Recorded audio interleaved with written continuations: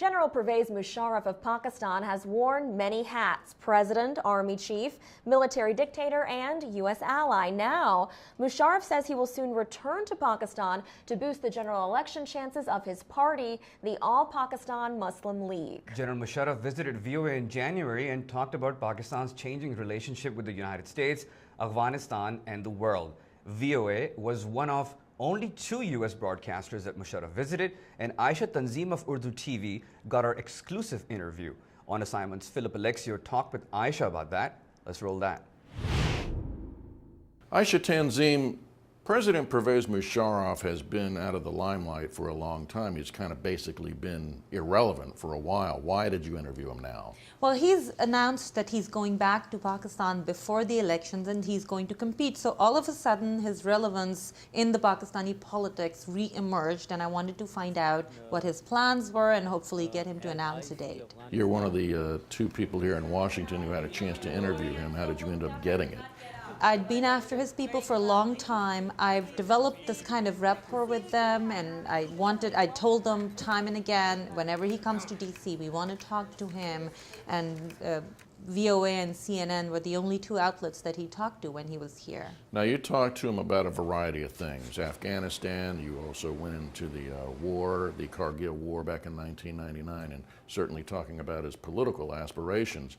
Let's touch quickly on Afghanistan. What were some of the most interesting things that he had talked about when you were interviewing him about that?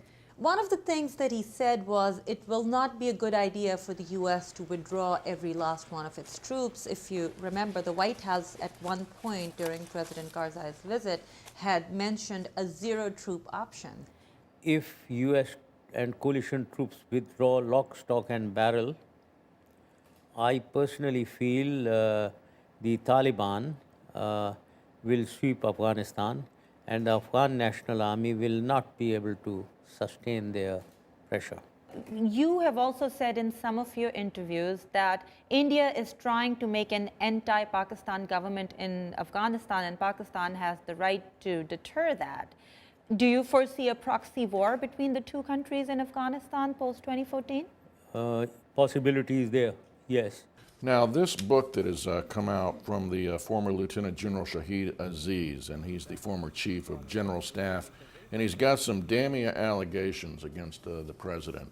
One of the reasons he's coming out now is he needs to sort of defend himself against these allegations, which focus on his actions back in 1999 during the Kargil War. Tell us a little bit about how that part of the interview went, because that really was the most intense part of it. And we were very lucky because ours was the first outlet where he responded to those allegations. If I may read another line from the book, just because these allegations are against you and I want you to be able to respond, he's called it an unsound military plan based on invalid assumptions, launched with little preparation and in total disregard to the regional and international environment. I consider him a person who is by design trying to malicious propaganda against me, and I think he is not realizing what damage he is doing to the interest of Pakistan Army. Here is an operation which was such a successful operation, which gained a lot of its objectives, and here he is trying to undermine that operation. I think he is doing damage to Pakistan Army and its cause. So are you questioning then that this is not a person of integrity who's saying certainly. that? So he did call into question the credibility of the author. On the other hand, there have been others since who have also made allegations about that war. So when and if the general goes back home, he will really have to face those questions. Well, now, and what about if he goes back?